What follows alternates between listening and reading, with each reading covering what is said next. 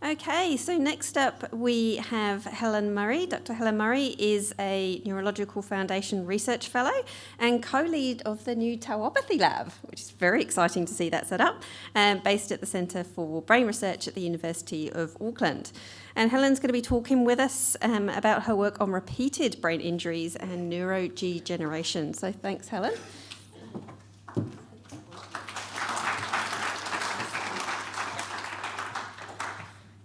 Kia ora koutou, ko Helen tōku ingoa, ko tāmaki makaurau ahau.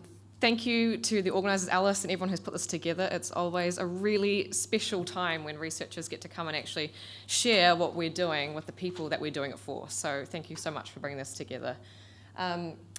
Obviously, I'm here to continue this conversation around head injuries and dementia and what we're doing it from the sort of the biology side of that. I guess just a quick disclaimer, if you attended the Neurological Foundation Science of Concussion seminar last year, this is very much similar to what I'm going to show you today, but I hope that in the context of the talks that we've had today, you're going to be able to get something a little bit new from it. So my background is more from the neurodegeneration side of things. So my expertise is in neuropathology, studying post-mortem human brain tissue, understanding the changes that are happening at that cellular level, and in the context of Alzheimer's disease in my PhD.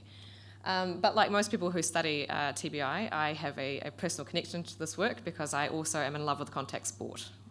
I play ice hockey, and I've played ice hockey for New Zealand for over 10 years.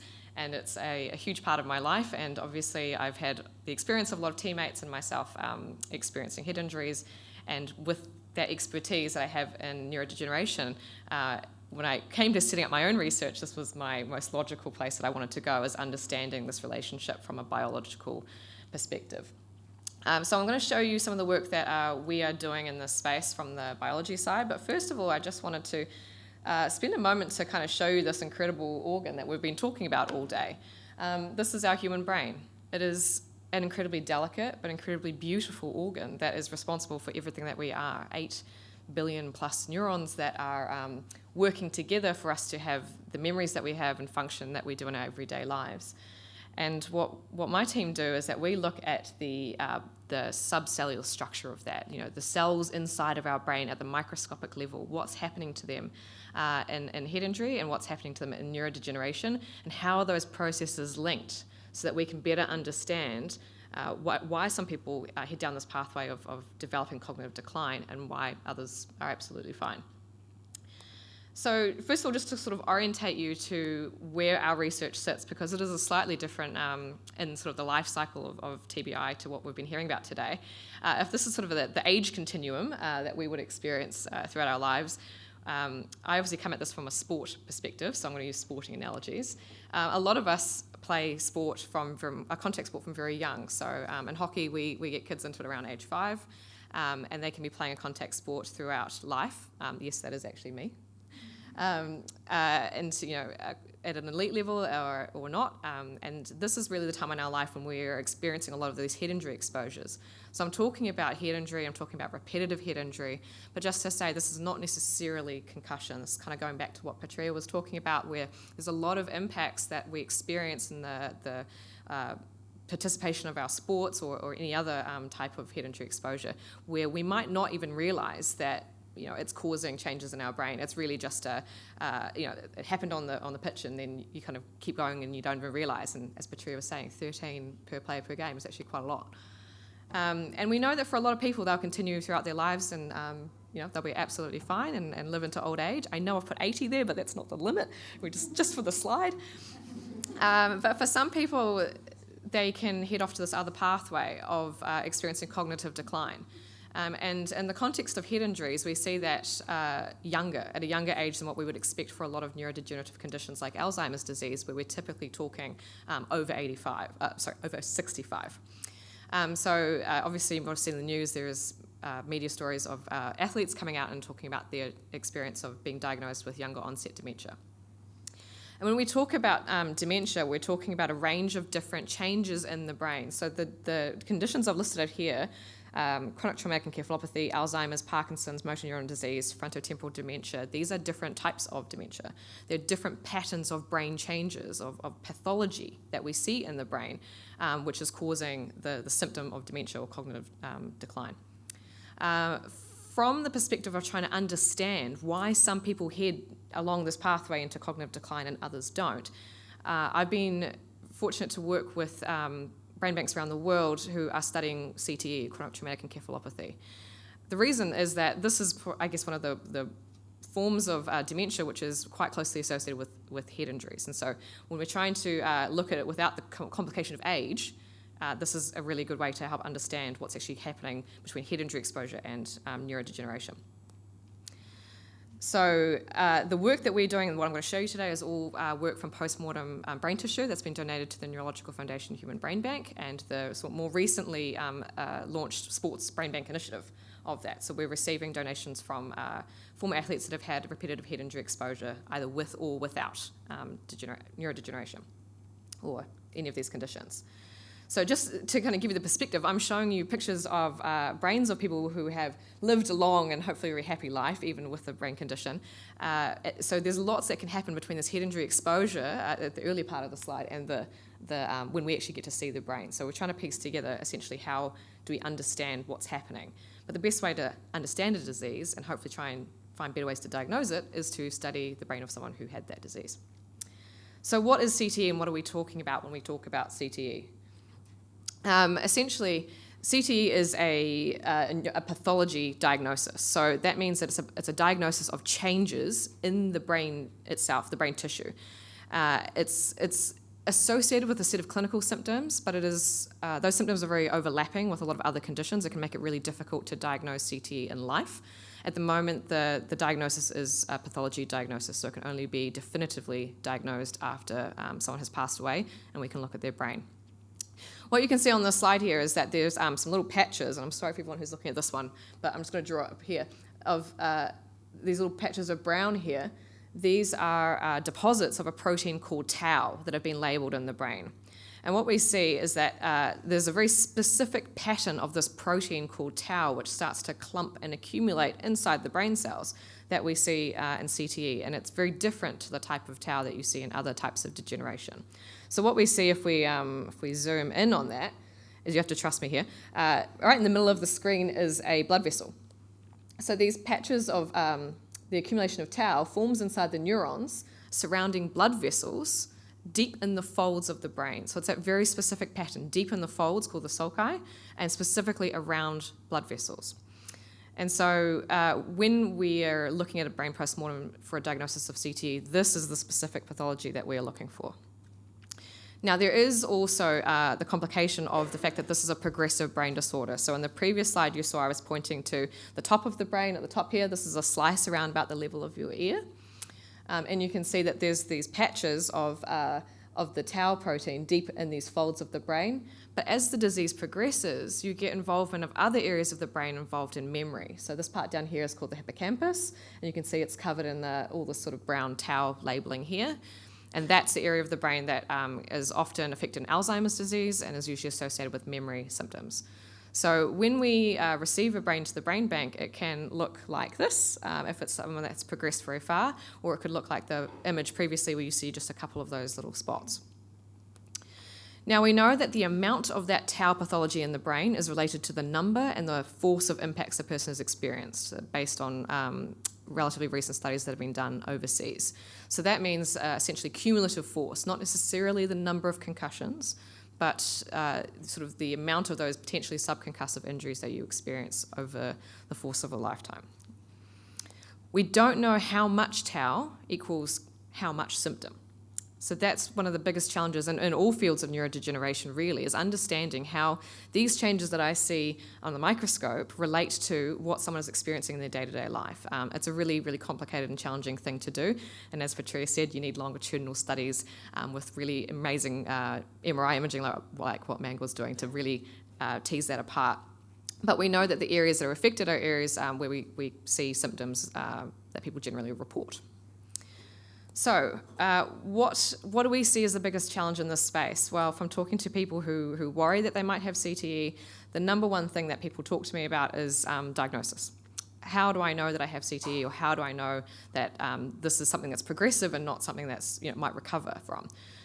So for the most part, people are, and importantly so, going through a process of needing to be exclude every other possibility before you can give it, it's possibly CTE, and we can't be sure until after someone's passed.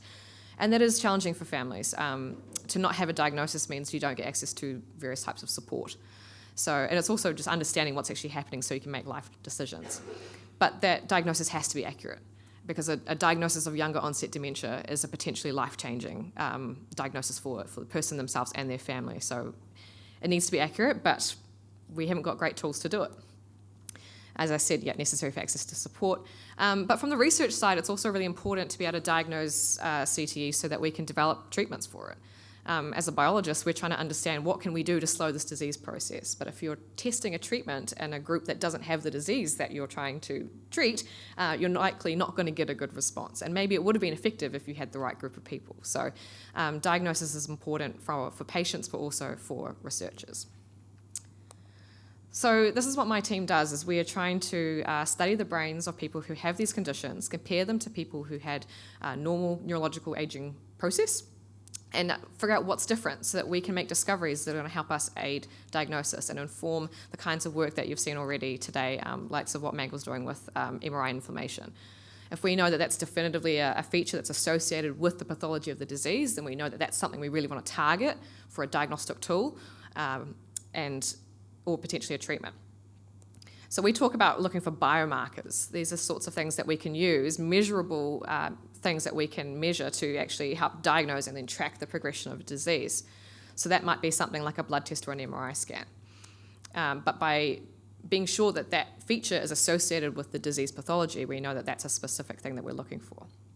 And again, similar to what Patria was saying, we want to be able to give someone an idea of whether they're in this kind of category for potential high levels of damage or lower levels of damage. And that will help us give a diagnosis, but it will also help us, hopefully, while people are young and fit and healthy and not having any cognitive problems, get an assessment, like Patria was saying, like a warrant fitness. What does this mean for you? Should you maybe take a break and let your brain recover more if you're starting to show these higher levels of damage? So our work is, together with the New Zealand Sports Brain Bank Initiative, which I mentioned is part of the Neurological Foundation Human Brain Bank. We work with tissue that's been donated by the families of those athletes who have passed away, either with or without dementia, with a significant history of contact sport, and that's where the research is at the moment, but it's not limited to contact sport. We are looking further at other places like military as well. We have connections overseas with brain banks overseas, because if you're doing research, obviously we need people to donate their brains. So in the meantime, we're working with the Australian Sports Brain Bank and the Concussion Legacy Foundation Global Brain Bank. That's them there. So just to quickly sort of talk a bit about what's actually happening in the brain. You've seen this little video before, but we know that where you're seeing the tau forming in the brain and the depth of the sulcus around the blood vessels is actually also the areas that experience stress, concentration, and an impact. So this is a little diagram which indicates force. So the closer the red lines are together, the more force is where force is concentrated. And so when you have an impact, you see that the force is concentrated around blood vessels and also deep in the folds of the brain. And this is where we see that tau protein accumulating. So we see very specifically the tau is accumulating in the areas where the forces are most concentrated in an impact. And you see this in life as well. This is a picture of a manhole cover, and it's sort of disrupting the concrete in a sense. So when there's a force applied to that concrete, the first place you see the cracks is actually around the manhole cover, because it's sort of this area of structural inhomogeneity, as we call it. And it's the same. So this is an example from a horse's hoof, where if you get a little split in the nail, it actually goes all the way up through the hoof because you're having that force concentration. And this was really nicely demonstrated by a collaborator in Boston University, Lee Goldstein, who talks about how physics defines the pathology. And he uses this great example of a candy bar, where you have these little zigzag along the top of the candy bar that helps you get into it and open it up easier. And the same thing is really happening in our brain. So if you imagine that little zigzag at the top is one of the folds of your brain, when you kind of pull down on it, you're getting that shear force going straight down through the brain tissue underneath it. And that's why we think that part of the brain is where the tau protein is accumulating. So what are we doing and what do we think is happening? Well, this actually links really nicely with what Manga was showing with the MRI scans. So we look at this structure called the blood-brain barrier, which is a protective barrier between the brain and the circulating blood.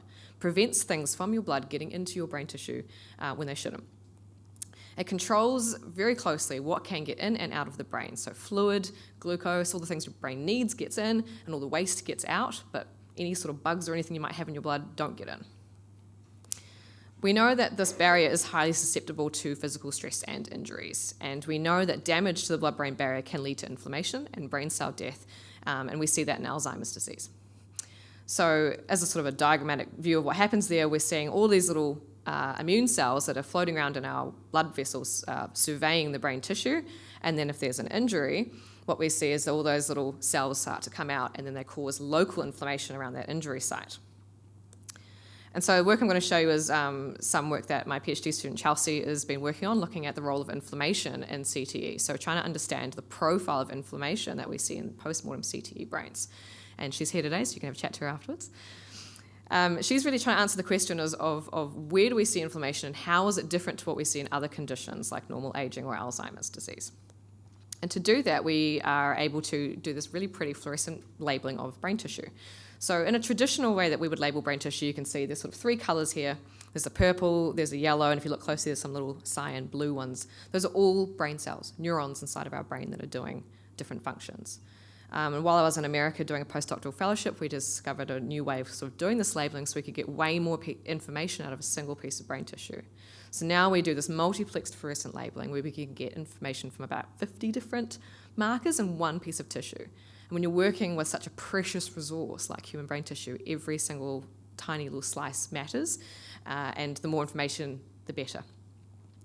And so some of Chelsea's work is showing that there's a really different profile of inflammation between diseases like Alzheimer's disease and CTE. So for example, the image you can see with the Alzheimer's label, the yellow and the green are markers of inflammation. The purple is actually that tau protein. So if you look closely, you can actually see this big band of the tau protein along the bottom of the image. And we're looking deep in the folds of one of those brain slices. And you can also see in red, those are the blood vessels within the brain. The blue is a protein that's involved in water movement from the blood vessels into the brain tissue. So we're quite interested in it because it tells us a lot about what's actually happening to inflammation around vessels. And obviously, as I should have shown as well, the control brain, you don't see any of that inflammation marker, the yellow and the green. Now, this is what we see in CTE. So it's very different to Alzheimer's disease, but what we're seeing is actually this accumulation of those inflammation markers in these hotspots around the blood vessels. So we're seeing inflammation that's really focused around blood vessels themselves. So it's a different profile to what we see in Alzheimer's disease. And again, I'm sorry if everyone was looking at this screen, but there's a little hotspot of the tau protein in here. This is the lesion. You can see these little purple spots. And if we zoom in on that, there you go, you can see it a bit better there. That's where all the tau is in purple and that little hotspot of inflammation around the blood vessel. So what do we think is happening? Well, all of those markers that we've labelled are markers of a cell called astrocytes, and their job is to protect the brain tissue and to keep the neurons healthy, and they circle around the blood vessels and they are responsible for our inflammation response, alongside another type of cell called a microglia. We think that when you have this repetitive injury to the brain, the blood vessels are damaged, the blood-brain barrier is damaged, and therefore those little cells have to go to work to try and fix it up. But remember, this is the brain of someone who has passed away 20 potentially years after their head injury history. So one of the big questions we have, which my other PhD student Danica is trying to answer, is how is this inflammation related to those tau tangles? Is there something happening where some people are developing inflammation which causes that tau protein to accumulate and causes that inflammation to become chronic rather than kind of coming, repairing, and then going away?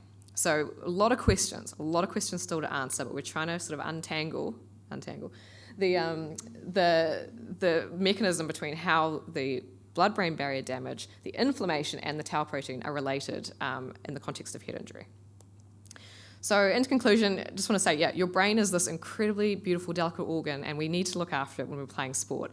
But also, as a hockey player myself, I do love my sport. So, I think the context around risk is a really important conversation to keep having. Head injury we know is a risk factor for neurodegenerative pathology, and one of the big questions we have is trying to figure out why some people head down this potentially neurodegenerative pathway while others are neurologically normal. And to do that, brain donation is how we are trying to assess that process. So if you want to learn a bit more about that, come and talk to me. Our research, like a few others here, is finding that inflammation is a really key process that links head injury and head injury and neurodegeneration. So we're really interested in exploring that further to see whether there are ways that we can see that on an MRI scan, detect it in blood to give people better options for diagnosis. And yeah, as I mentioned, inflammation as a biomarker could be one of the potential ways forward. And just lastly, what does this mean for me? These are just some of the questions I get asked very commonly after these sorts of talks. If you're concerned about cognitive impairment, please see your GP and ask for a referral to a neurologist. As I mentioned, CT is a pathology diagnosis, so it's not something that we can definitively diagnose during life, but it is important if people are worried to be assessed. We generally say what's good for your heart is good for your brain. So exercising, healthy eating, prioritising your sleep, avoiding alcohol, these are really important things to stay healthy. And what we are doing here, all this research is happening in New Zealand, and as you've seen, there's amazing researchers here today doing all this really, really interesting and exciting research. So, we don't have to go overseas to do it. You can participate here. If you want more information about brain donation, come and talk to me, or you can look online on the website. And we're hoping to launch some studies looking at blood samples and MRI scans and living people in the near future, so you can come and join us. Yeah, massive thanks to all the collaborators and everyone who's been involved in all of this, including the very talented PhD students whose work I've shown you.